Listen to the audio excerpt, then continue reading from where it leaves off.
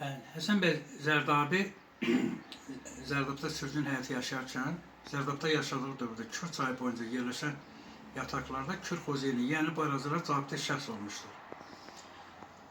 Vətəgələrdə balıq yetişdirilir və qorunurdu. Burada ağ balıq körlərin istehsalı, balıqların qurudularaq bazara çıxarılması təşkil olunurdu. Bununla da yerli əhalinin, belə deyək də, maddi rəfahın yaxşılaşdırılmasından yaxından rol oynayırdı. Sonra Zərdabinin burada gəmi təmiri emalatxanası olub. Zərdabinin təşəbbüsü ilə Kür çayı sahilində gəmi emalatxanası fəaliyyət göstərib. Bu emalatxanalar çayda hərəkət edən nəqliyyat vasitələrinin, o cümlədən balıqçı qaydaların təmirində mühüm rol oynamışdır. Emalatxana həm də bölgədə iqtisadi fəaliyyətin inkişafına xidmət eləmişdir. Həsən bəy Zərdabi xalqla sıx təmasda olmuşdur. Zərdabi yerli əhali ilə yaxın münasibətlərdə olmuş, onların adət-ənənələrini dərin hörmətlə yanaşmışdır. Xüsusilə yeni ailə həyatı quranlara qiymətli hədiyyə verməklə onların sevincini bölüşdürmüşdür. Sağ Parkində yaşayan dostu Səliminin ailəsi ilə çox yaxın münasibətdə olmuşdur. Səlimin qızı Güllü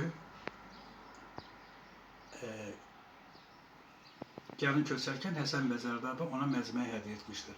Bu məcməyi daha sonra rəhmətli atam Rəhəm müəllim tərəfindən yerli Həsən bəy Zərdabinin ev muzeyinə təhvil verilmişdir və həmin ev muzeyində durur. Məcməyi də çox gözəl məcməyidir. Üzərində də Cəlaləddin, nənəm deyərdi ki, Cəlaləddin Rumiyə aid böyük şair rübailər var. Qəzəllər, rübailər var. Sonra Həsən bəy Zərdabiyə aid başqa iki eksponat, kasalar Zərdabın Qoruqbağı kəndindən bizim hörmətli birinci xanımız Mehriban xanımın səy nəticəsində biz ona müraciət elədik. Onun səy nəticəsində iki qiymətli 17-ci əsrdən qalma kasalar əldə edərək, o da Həsən bəy Zərdabi vaxtilə kiməsə hədiyyə edib. Əldə edərək muzeyə təhvil verdik. Həmin kasalar indi muzeydədir, eksponatlar, oranın muzeyi bəzəyir. Həsən bəy Zərdabinin belə deyək də, Əkinçi qəzetinin ərsəyə gəlməsində çox əziyyətlər çəkdiyi məlumdur. Amma bəzi bilinməyən faktları da deyim. Deməli, məlumdur ki, Əkinçi qəzeti ərəb, belə deyək də, litografiyasının ərəb əlifbasından çap olunub. Çünki o dövrdə Azərbaycan əhalisinin böyük əksəriyyəti yazmaq, oxumaq bilmirdi. Yazıb oxuyan insanlar isə ərəb əlifbasından bilirdilər. Çünki ancaq molla məktəbləri var idi həmin dövrdə. Ona görə də məcbur idi ki, bu avadanlıqlar Rusiyada və Avropada yox idi. O məcbur oldu, həmin avadanlıqları, daş qəliblər deyirlər, üzərində ərəb əlifbalı daş qəlibləri İstanbuldan gətirəsi oldu.